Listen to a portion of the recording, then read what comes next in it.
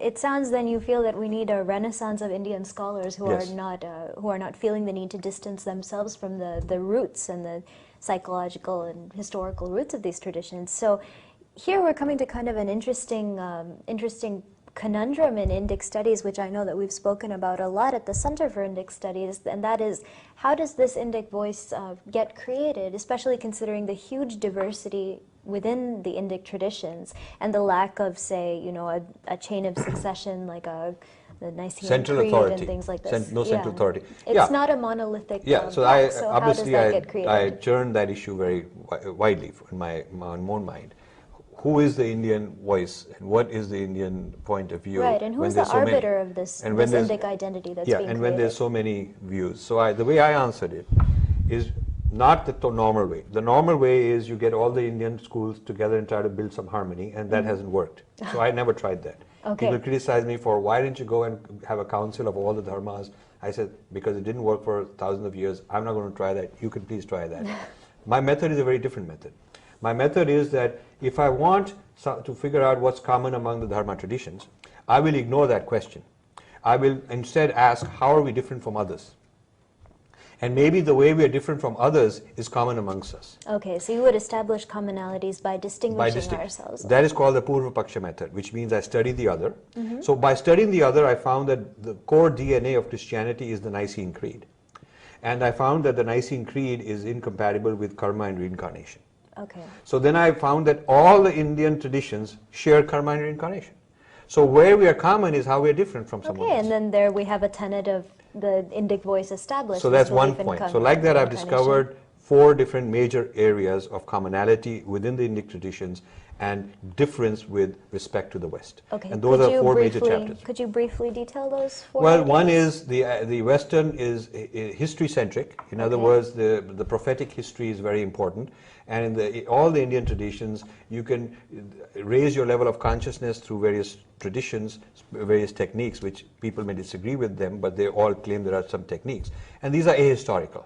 So the recovery of the highest level of consciousness available to each and every person, what we call Satchitanand, that is very different from the history-centrism of the West. So this is then an experiential or a phenomenological what I call approach, embodied knowing. Embodied knowing. Embodied knowing, that's the term. As opposed juxtaposed to historical history-centrism. History-centrism. The second one is integral unity versus synthetic unity. So the unifying things in the Indian tradition is very, very strong. And that's why, and that's to be contrasted with, say, the synthetic nature of reality, the synthetic nature of knowledge, the synthetic nature of the individual in the Western thought. So even Westerners, the model of the body is a synthetic unity of parts, whereas the holistic idea is very different. It's integral unity. Okay. And while the Indian approach to dance is integrally unified with philosophy, and music is integrally unified with philosophy, Western dance, Western philosophy got nothing to do with each other.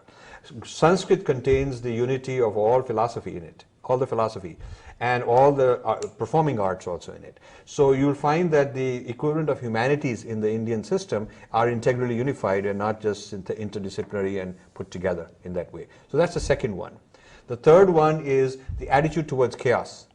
How Indians handle chaos, or what the Westerners call chaos, is very different than what Westerners how they handle chaos.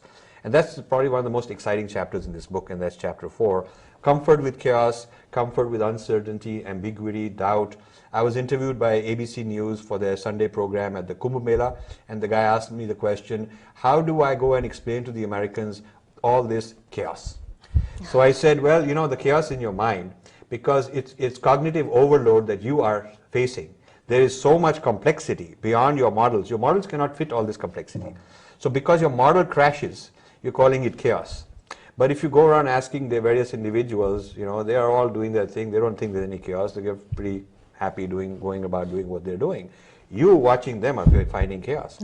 He found it so interesting that what was supposed to be a 5-minute interview went on for 3 hours.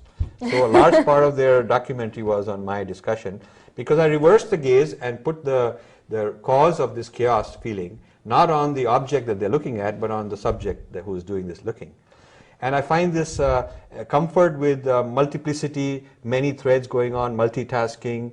In an Indian meeting, A is talking to B, C is talking to D, E is listening to A and talking to F. And the Westerners sitting there are very confused about what's all this going on, what is happening. So in my business world, I found that when I would have these kind of meetings, and the meeting's over, the Westerners would come to, the Indians had all filtered out because they can do many things and filter out what's relevant and make it cut, paste, figure it out. And the Westerner would come to me and ask, what happened? I'm confused. What's going on? What did we decide? Because this guy said this and then this guy said that.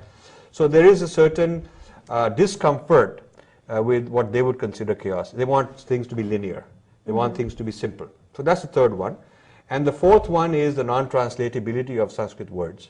Okay. That there's a reason for it, because mantra is vibrational and you cannot translate it, you cannot replace one mantra with another, because each vibration has a distinct effect, like each chemical would have a different effect. You cannot just so the sound and the substance of the mantra Yes. is just as important as the meaning. As the meaning. And so I've given examples of 20 or 25 non-translatables in this book in chapter 5, and I intend to take that out and make a whole volume out of that. So these are some building blocks and solid pillars of what is different and non-digestible into the West. The only way to assimilate this is to distort it and make it digestible. And I'm trying to resist the digestion by keeping that authentic stuff. Okay, well, I think that it sounds like you're off to a wonderful start, and I hope that as much as we can and our viewers can, we can help you in that mission to prevent the digestibility. And of course, you said we can buy the book at beingdifferentbook.com. Yes, I would love to have more people buy it. And in that, you can also join the discussion. We have 2,000 people already involved in discussing this book online. So people can join the discussion and email to me, and I'd be delighted to respond to your questions. Okay, well, thank you so much for taking the time to talk to us. Thank you for having me here. And thank you as always to Dr. Singh for hosting us. It's been a pleasure discussing this book with you. Thank you so much. Thank you. Thank you, Raju, and thank you, Sivi. And this was another edition of Varta, the Indic Voice. Soon we will be back again with an additional session of Varta, the Indic Voice. Thank you very much.